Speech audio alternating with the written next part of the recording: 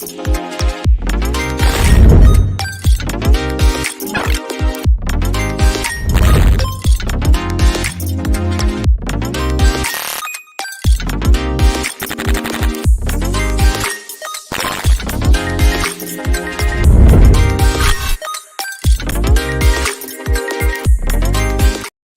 hi, friends, and happy Friday to you. A warm welcome to all of you joining us live today. We're thrilled to share really some unique highlights with you, some tech highlights, some financial highlights. For those of you who are brand new to the show, welcome to In the Loop with Winnie and Greg. Today's episode, we have a lot of fun topics about, technology. I think there's a robot or two. But for those of you who are brand new to the show, welcome. I'm Winnie, your longtime financial pro, CNBC council member, Forbes contributor, and of course, host also of Level Up, which can be found on NASDAQ, Amazon Fire, just to name a few. And of course, we are here with the extraordinary one and only Greg Nibbler. Hi, Greg. How you doing this week? Hello, I am doing great. It is really good to be here on a Friday, and thank you everybody for joining us too. Whatever platform you're on, it's always great to have everybody hopping in here. Like when he said, we've got some tech news. I am going to spoil it. We do have some robot talk coming up. So that will be happening. Of course, that's pretty much every week. And of course, Winnie's got all the financial news. But if you don't know, I'm Greg Nibbler, a longtime tech reporter, now a reporter and producer for Fox 12 Oregon. And yeah, it's awesome to be here. It's also, I will say, I know I always talk about the Portland weather too much, but it's really nice today. So like everybody's in a really good mood. So that's great for us here. We're getting sun, but it is nice to have everybody here, like I said. And if you have comments, questions, anything throughout the show, feel free to drop those in there. There's Winnie commenting right now, and anybody else who has anything they want to share with us, feel free to join in. We're live, we're here with you, but we always do start off though with Winnie telling us how everything's going in the financial world, which is great because I don't know what I'm talking about when it comes to that. So I look forward to Winnie telling me.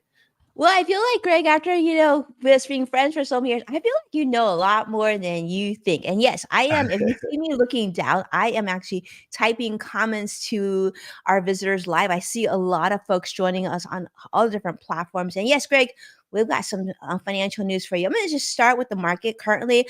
I wish I had better news. It's kind of like this, kind of not so great, kind of great days. So I'm going to share with you what we're at currently. Dow is up 240 points now. NASDAQ, though, unfortunately, is down 213 points for those who are tech fans like Greg. And the S&P 500 is currently down 23 points as well. And of course, the market hasn't closed yet, but, one of the big themes that we're seeing this week that continues to put pressure on the financial markets, of course, is the geopolitical tensions that are occurring because of the conflicts happening in Iran. And of course, there was some overnight Israeli strikes to counter that. And traders seem to be or investors seem to be somewhat disregarding some of that news. So we're seeing some positivity on the Dow. Certainly, NASDAQ is still under a lot of pressure. But on other matters, of course, investors are also trying to get a sense of what's going to be happening with the Federal Reserve's monetary policy. And of course, S&P 500 is right now on track for its worst week in the last 6 months, which is never a good thing. But there's been, of course, heightened inflation concerns. And this is something I think is sort of an overarching story we've been talking about for months.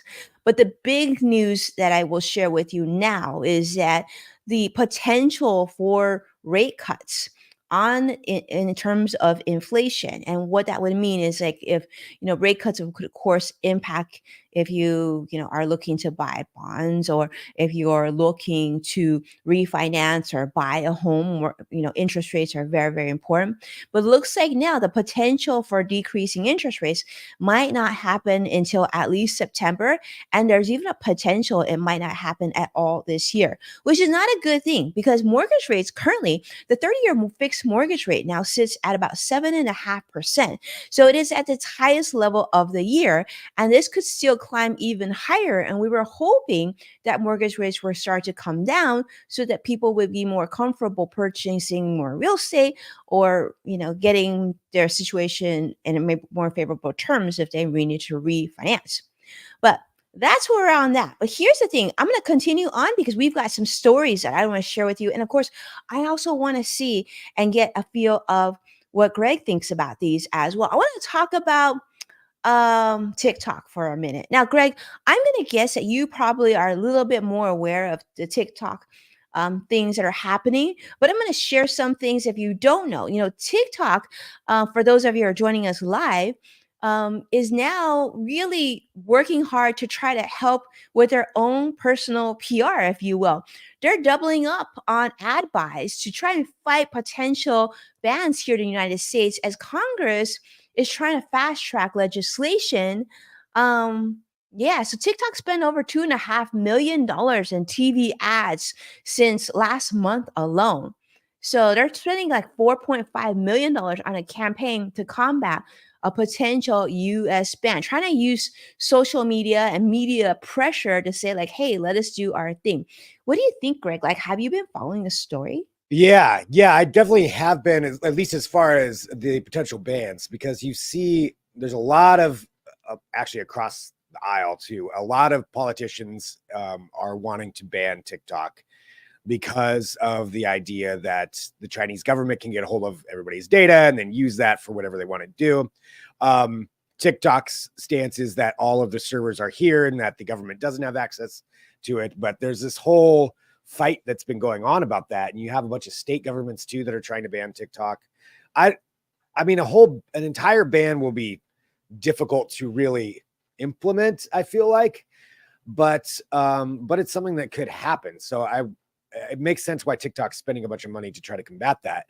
And ultimately something's going to happen, whether it's either TikTok will eventually get banned, or they're going to have to sell off the US side of the company so it's separated from the Chinese side. That's what the US government wants. So I don't know. It's one of those things I feel like eventually is going to happen. And it's just kind of up to I guess the US government to decide when they want to try to implement this. Yeah, I mean that exactly what you said. I mean, and I Yeah. want to say welcome. I see our Ernie Lee on LinkedIn joining us live. Thank you so much. He's saying bring on the robots. Yeah, don't worry, Greg will deliver that for sure. Stay tuned. We're gonna be there in just a second. But yeah, I mean, Greg, 150 million US users of TikTok, Yeah. and I feel like TikTok is not only just a social media platform; it's a culture now, right? So they're It's huge. using these hashtags, keep it, and and keep TikTok. They're trying to get that. I mean, it's obviously trending because we're talking about it on the show. It's actually featured on CNBC as well. It's like, all these ads trying to put pressure so that ByteDance, TikTok's parent company, is able to continue to have it live and breathe here in the United States. But I'm with you. I do think it's not going to be like one way or the other. I imagine this thing is going to unfold where TikTok itself, like the access and the tool and the social media, will still live here in the United States, but the ownership will probably need to change hands based on the pressure that we're seeing. And the fact that they're trying to like speed this up. So means this is really serious, right? Yeah. Yeah. It's happening all over the country right now. And so the fact that it's finally getting into the federal government level means Mhm. I could see this not happening though also until after the election, honestly, because of the fact that just for campaigning purposes, I don't know if anybody wants to be the one that shuts down TikTok and ticks off 150 million users right Uh-huh. before the election. So I could see it being delayed until like January just for that reason alone. And I think you're right, Greg, because in one of the things that they said in the CNBC article in particular was that, they're showing that there's quite a bit of Senate support for legislation. And they're saying that TikTok is actually targeting certain Senate, politicians who are vulnerable for reelection in their states and just like spending significantly to influence sort of public and political opinion in those particular states. So this is almost like a case study of like political pressure being put on by the forces of social media, which Yeah. we know that that was a big theme in the 2016 election and onwards, right? And like we know, we have a big presidential election occurring this year as well. It'll be interesting to see um, how this will continue to unfold. It's a big story, but Yeah. yeah. Yeah. It's huge. It's huge. It definitely will be. There's a lot of very strong opinions one way or another on that. There are, right? So you and I, we're gonna have to continue. We'll continue to be on top of this story. Anybody else who has insight on this, or those of you who are watching us live and you're saying we need to put this on our radar, definitely send us a message. Send it to Greg and I. We would love to get a sense of what's happening on the TikTok story. Now, speaking of stories, I want to share this other one with you. And I know yesterday I talked a little bit about Tesla and Elon Musk, but this is a big one. And I'm sure if you haven't seen this already, it might make you pause a little bit. So this is shared on CNBC, of course, by Laura Condolly, talking about Tesla has now voluntarily recalled almost 4,000 Cybertrucks due to what they call a trapped pedal issue. This was highlighted, in fact, on TikTok by an owner named Jose Martinez, saying that the problem involves sort of in Cybertruck's accelerator pedal, that there's a pad there that could detach and actually become lodged in the interior trim, which would lead to unintended acceleration. So, Greg, this is not one of those like, system-wide updates, recalls where they can set it through the internet or Wi-Fi, but this is one I'm guessing that Tesla's service departments are already planning to replace or repair these pedals at no cost to Cybertruck owners. So talk about 4,000 vehicles going back into the shop. Yeah, that's a lot. And again, not a great PR moment for the Cybertruck because it has not been getting a lot of good publicity anyway, or it doesn't Mhm. seem like that. Not a lot of great reviews. And having this, I mean, a pedal that could get stuck. I mean, that's terrifying. That If is that could, terrifying. yeah, if that could happen. So, I mean, I'm glad they did figure it out and find it and fix it. And other vehicles have recalls that happen as well. But it's like one more little thing there, just adding on with the Cybertruck. And I don't know. I used to say, I mean, I thought we both used to say that we wanted one. I think I'm good right now.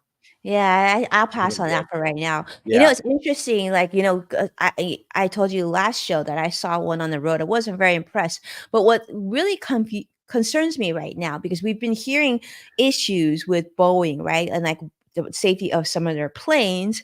And Yeah. then now with this, they say the cause of this issue is actually get this, an unapproved application of a lubricant during assembly process on the pedal pad itself, which actually reduced its adherence, which led to this defect. I mean, these are things that, like, as Wow. consumers, like things we can't control, right? Yeah. Safety issues, like people are driving these vehicles, getting on planes.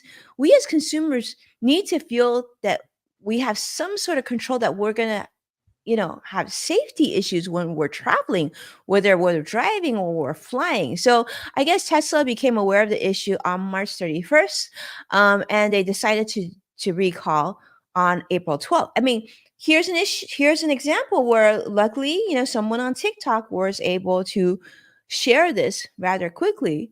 So that's good. The consumer aspect. So yeah, Yeah. yeah, Yeah. That's good well, see, there's some value of TikTok right there as far as it yeah. getting shared. Hello to Cross X Fighter there. I see joining us. And Hello. yeah, I mean, that's that's definitely a huge concern. And also, with 4,000 vehicles coming back into the shop, do they have enough Cybertruck pedals to replace those right away? I mean, that's what I would be wondering about. I'm sure it's not something that they just have on hand in stock at the Tesla stores. So that's probably going to be a big delay too, of even just bringing it in and getting that one thing fixed, I would imagine Right? anyway. So yeah, it's not just one more kind of bad thing for the Cybertruck. Yeah, it really is. Well, on a positive, give you a little bit of positive before I hand the baton over to Greg, and that is that Netflix seems to keep on winning. So Netflix now, in terms of subscribers, they've increased significantly more subscribers now, 16% more subscribers on from a year ago. And even this, with all the talk about sharing, not sharing passwords and whatnot, maybe that helped boost that. But they're certainly looking at more markets now, and really just they're just reaching now 200, almost 270 million total memberships, subscriber members. That's just crazy to me. That's such a huge number. But yeah, so congratulations to Netflix for bringing viewers, and certainly that'll help, because we're going to be bringing, of course, what to watch in a couple weeks, and we'll make sure to include some Netflix shares for you, since so many of you are now on Netflix. And that's it, Greg, for me for this week. All right. Well, I've got a couple of things to Okay. to talk about here on the tech side, but really a lot of it is going to focus on artificial intelligence, AI, which now we're all familiar is showing up all over the place, and there's yet another AI learning module for you to now mess around with, and that is Meta's AI. So it's been around for a little while, but it's now being incorporated in a much more robust way, and it's got its own website that you can go to if you so want to. So this is based on Llama, and so as you can see right there, this is from the website, and thanks for getting this up there. So Llama 3, this is the third version, and by far the most expansive version that they have. If you're familiar with AI, if you've been using ChatGPT, or really maybe more a little bit of Google's version, then you're probably familiar with some of the things here that you can do with it. But they're saying that theirs is more robust, more expensive than anything else that's out there. And so they're kind of showcasing a lot of the things that they can do. They want you to incorporate this in. If you're using Facebook, I noticed it now when you open up Facebook or Messenger, or particularly too with WhatsApp, for those of you that use that, you have a search option on there. So I'm pulling mine up right now, where if you go to the search button, it has an Ask Meta section now. And it's got all these different things that you can do as far as, testing it. It'll open up a separate window where you can chat with the Meta AI. So they're really trying to make this a big thing. It's also, WhatsApp has a whole thing on it too, where you can incorporate. Okay, actually, now that I'm seeing this, they actually incorporated it into Facebook as well. So if you're in Facebook, you go to the search button, you type in imagine something, and there's an example right there, and it will create an image for you. So the example they said was imagine tiny ocean home, created a tiny ocean home. So they really want that to be part of it, this image creation into everything that you're doing. So even when you're just talking to somebody, you can send them something and have that created. So it's an interesting use case of it. And they're saying that theirs is better than everybody else's. But it's one more step there of another AI being out there for everyone. And that makes me, I'm curious too, for those of you watching, like how many of you do incorporate ChatGPT or Google's AI, or maybe this Meta AI into what you're doing on a daily basis? Like, are you 100%. utilizing Yeah. that a lot? Yeah. Like Yeah. Winnie, I know I've used it for some like business type of Mhm. things, but I don't know if I use it for chatting with friends. No, not so much chatting with friends, but I can see email. I mean, we have other types of AI that we're using on a day-to-day basis anyway, right? Like Google has obviously their AI now built into the Google Suite, which is great because it catches when you do typos or recommendations. I Yeah. mean, that's their form of AI. And I think like with in terms of chatting with communication, like well, I use a lot of iMessenger, so I don't think there's that much of that in it yet, but it's coming. Yeah. But in terms of like, I know you're like, I see that smile because it's probably not yet on the Android side yet, right? I don't know, maybe it is, but like in terms of Facebook, it is cool that you can, that it's built in and you can add imagery rather quickly. I do think from a business marketing social media standpoint, I think this is cool, right? Because as we know, so many times businesses need to create content almost on a constant basis. If they can do so quickly, then great. The only issue that I'm concerned about, Greg, is the sort of like the dilution of the originality of this. If everybody can do this, then we're Yeah. just gonna be like, it's probably AI. Okay, and just move on. Yeah. Right. I mean, that's totally it. It's, where do creative people then do now? Yeah. It's going to be, once everybody's going to be doing this constantly, if that's is the way this is going to be going, and like creating these, having AI create these images, it does feel like it's going to get kind of like watered down, Yeah. you know? Yeah. I think the value of, it's sad because the value of true creative design, I think, Yeah, has dropped significantly since the beginning of generative AI. Now it's like someone who has no creative skills who can write prompts now is now can be a stellar designer, which wasn't the case just a year ago, right? right. Yeah, and there's still a lot to be figured out with that, because I feel like there's going to be some lawsuits coming as far as copyright and who Mhm. owns. If the AI creates the image, then who owns that image? Is it just free for anybody to use? Is it the person who put in the prompts? Is it the AI company that created that module, or or is it the people that it's based on? Because a lot of this, it's based on real artwork or photos or something. So does it ultimately go back to them? There's a lot to be worked out with this.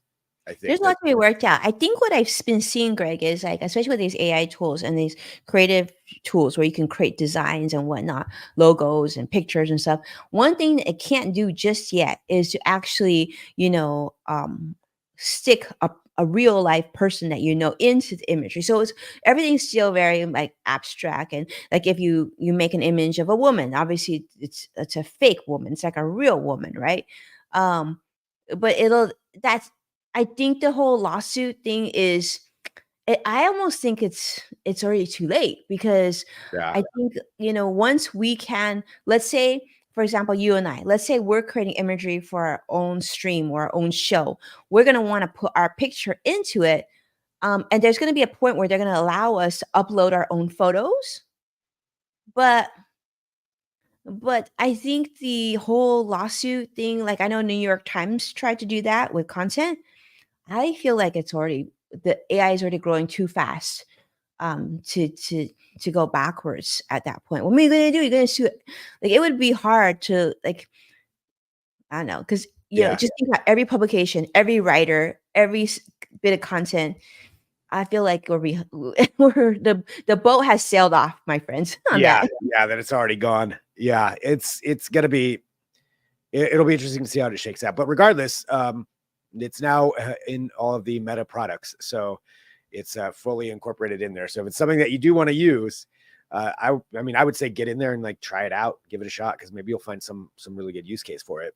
But yeah, it'll be interesting to see how much I actually utilize that here in the coming days. But continuing to talk about AI, though, just to go on to the next one, I don't know how many people have actually seen this. I'm gonna pull this up here. The Humane AI pin. So this got a lot of publicity when it was coming out. So as you can see right there, it really is just a pin you put on your clothes, and it is supposed to be everything all in one. So I'm talking about phone calls, I'm talking about texts, I'm talking about AI and searches, all of that stuff, all right there, all brought in. And I'm sorry, I don't know if that's showing up there. Yeah, there it is. Sorry, my screen went away. But it is really something that could be really amazing. However, all the reviews are saying it's not, that it's just not working. Because one of the other things that it could do, that it's touted to do, is that instant language translation.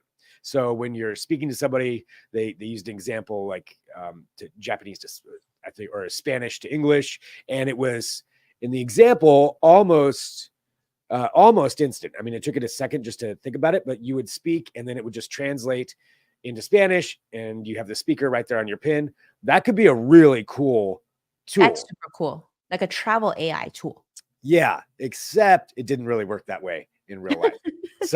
So the reviews, I have not tried one, but for all the reviews that I've been reading, it's a lot clunkier than it sounds. I think eventually I could see something like this happening, because their whole idea was maybe you could even get rid of your phone. You wouldn't even need your phone anymore. It would all be right there. It had a display, so it could actually project a little display if you wanted it to.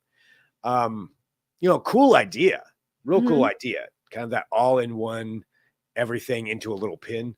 But I don't think we're quite there yet. But let me ask you this though: if it did work, if it worked really well, would you consider getting rid of your phone or something else and just having that pin? I wouldn't get rid of my phone, but I would certainly use it. I think if it maybe they made it a pin, like, or even a necklace, and it really did what you said. I mean, your use case was perfect. Like if I'm traveling to Japan, I don't speak Japanese. I would love that it could translate for me. You know, the Yeah. Paris Olympics are coming up, right? So if you go to France and it could translate, talk about the freedom and a great use case. I do think like some of these AI tools that we've been seeing, like with the headset, right?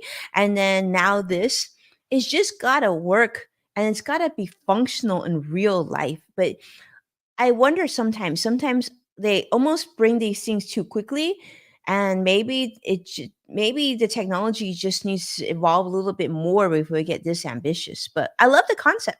Yeah, I do Yeah. too. I mean, I love the idea of it.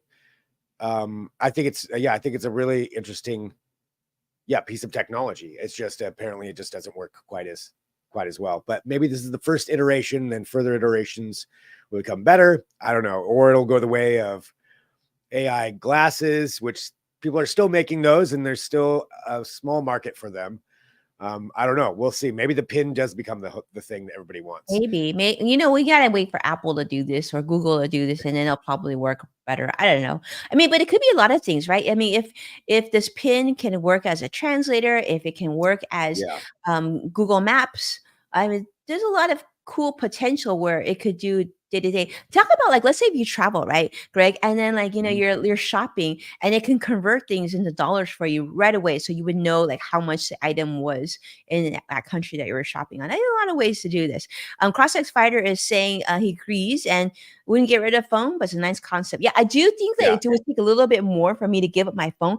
I do feel like there's a security of knowing I can get help when I yeah, need to on that phone. yeah, yeah. I don't trust it all the way yet, but the idea though is cool, and hopefully, that's they can make some better versions of this and have this get out there for everybody. But yeah, it's a cool concept. So It's a definitely cool definitely a concept. cool piece of technology. I love seeing innovation, even if not everybody seems to like this one. I still think it's really cool that they're How much innovating. is it? Do we know? That's a good question. You can order it. You can get it now. Let's see. It I know that's what I'm is. curious about. Yeah. Oh, where's the price on here? They hide the price in this. Oh, Um, because you yeah, know, because you just it's hold up six your hundred and phone. ninety nine dollars. 600. Okay, so that's a lot. So that's a Yeah, lot, right? Because for those of us who already have a smartphone, like CrossX Fighter mentioned too, we could just use our cell phone and not have to have another device hanging on us that may or may not work well. Yeah, it's yeah, kind yeah. of big Marcus too Friendly for a did not pin. like it. So yeah, so there we go. But that is out there. If somebody does order one, you want and try it out, let us know what you think about that of your AI If pin. you want us to test it out, send it to us. We'll check it Yes, out. send us one. Absolutely. I will 100% try that out. Okay, final thing here. I did promise some robot talk, and this comes from really the king of robot companies, Boston Dynamics, at least as far as some of the best videos that are ever created. And we've seen their Atlas robot. Of course, they've got their Spot dog robots, and this is a new version of the Atlas robot that is out there now. And this we're gonna get to that side too, the hairy side. So first, take a look at this. If you've not seen this video, this is a must see to know first what's going on. So this is the new Atlas robot. That looks like something straight out of a sci-fi movie. I say that about all of their robots, but this one especially, it looks like a laser is going to come out of that face there and then, get rid of the humans. But this is their new version. They said they decided to concentrate more on making it versatile and doing things that are good for the. Instead of trying to make it move more like a human, they want to make it move more like a robot. And so that's what you're seeing right there. That's why it was doing those kind of weird things. Now, for a lot of people, that's a little unnerving. And now Yeah. this is from a Verge article that came out saying, what if, in order to make this less unnerving, we put hair on it? And how would that change your opinions of the robot? Would that make it seem more cuddly? Would it make it seem more like an animal, something more familiar, less of that? Harry robot. That's a very robot right there. That is It is a very robot. straight out of a sci-fi movie. that Yeah, robot. I just I think posted it's that this. part right there. It's the legs doing that, which is just so inhuman. It's crazy. That that uncanny valley, and then just being able to rotate around like that. And I don't know. I mean, it's cool, but it is unnerving. I mean, look what Cross Fighter just shared. Looks like a Sasquatch. It Yeah, the so hairy robot. does, Joshua, because I just posted on social right now that it looks like a movie robot. It's like Yeah. it's that point where those are the ones that we're expecting to see. I don't know that Yes. fur would or hair would make it less intimidating. I mean, at that point, you might as well just put clothes on your robot. At least you can wash the clothes when they got dirty. I mean, for me, looking at a robot that's hairy, that actually just seems more scary, right? I Yeah. mean, Yeah. yeah. It's pretty. I don't think I like it either way. I mean, I appreciate the tech and how much innovation goes into that, but man, making the legs do that, there's just something that's I don't know. It gives me the creeps. Um, I've got to admit, it looks like something out of Star Wars, even It almost like one of does. the droids from Star Wars. But I So feel that's yeah, we that's their new one. it's new, but I mean, I feel like, Greg, that people would adopt it if it took care of, like, it truly did a lot of things that we Yeah, needed. Like we talked about, like doing laundry and like doing the dishes and cleaning the house and fixing the roof. And, maybe as humans, we could learn to not be scared of it because it could do those sort of things. And it had like, if there was some way to like limit its involvement. So it's kind of like our iPad. Like we're not scared of our iPad, right? Because we know like when the system updates are happening and we know what it can do. So I think with robots, it would need to be the same thing where we could control what apps we put in it and yeah, maybe it'll be okay. Unless I don't know, I say that, but then like I know, like Greg, I'm sure you've been hearing about this too. There are so many issues right now with cyber risk, right? We heard like multiple states had issues with their 911 system recently. I know a yeah. lot of financial industries are getting hit right now hard and like so I think it's reasonable for us to be concerned.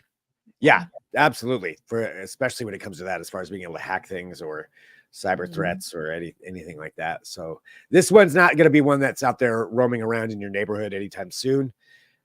But still, I mean, it's still really impressive tech of what they're doing with it. I will again. It all comes down to will it do my laundry for me? Will it do the Do dishes? dishes, do dishes. And will it get up on my roof and clean it off for me? So if it can do all those things, all right, I'm on board. I can get over the creep factor. It can wear a Do you hair suit feel if I like want. I mean, Greg, I mean, that's the thing I'm wondering about. Do you feel like I feel like, you've been sharing some really cool robots.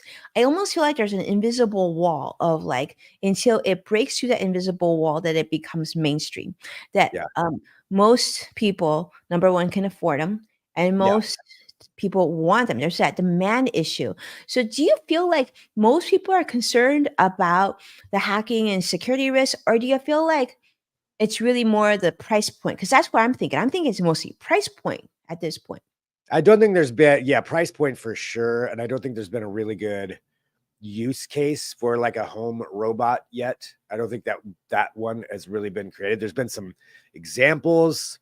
There was that one that Amazon kind of had that roams around. I don't know if anybody I can't remember the name of it quite honestly. But yeah, there hasn't been that one that does enough at a low enough price point and is available that for it to really break through. I mean, you look at even things like the robot vacuums. Mhm, Now a lot of people have those, but mhm. it used to be that was a very exclusive thing. That was hard to get. Now they're still not cheap, but they're much more affordable if you do want to get one.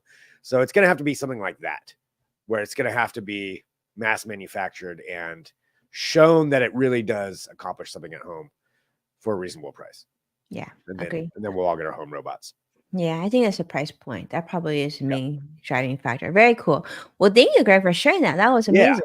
Yeah. Yeah. So always interesting. And like we always say here too, if anybody has any ideas or see something cool, please feel free to send them to us. Because I always love seeing that. And I really like it when people do send me like, hey, here's a cool weird robot that we just found. So feel free to send that over on whatever platform I'm on. You can look me up and please do so. Very cool. Yes. So share that. And thank you so much for sharing our show as well each and every week. And if you do so, make sure to tag at Greg Nibbler and at Winnie Sun. We love to see those and we love to give you a big thank you and a special thank you, of course, to Joshua, who's a very important part and supporter of our show. We truly appreciate everything that you do for us. And with that, I hope everybody has an amazing week. And I guess we'll see you back next week. And for those of you who are watching us live, tell a friend. We love to get this out to more people because it's just so much fun. We love doing what we do, right? Thank you so Absolutely. much, Greg. Yeah. Thanks, everybody. Talk to you next week. Take care.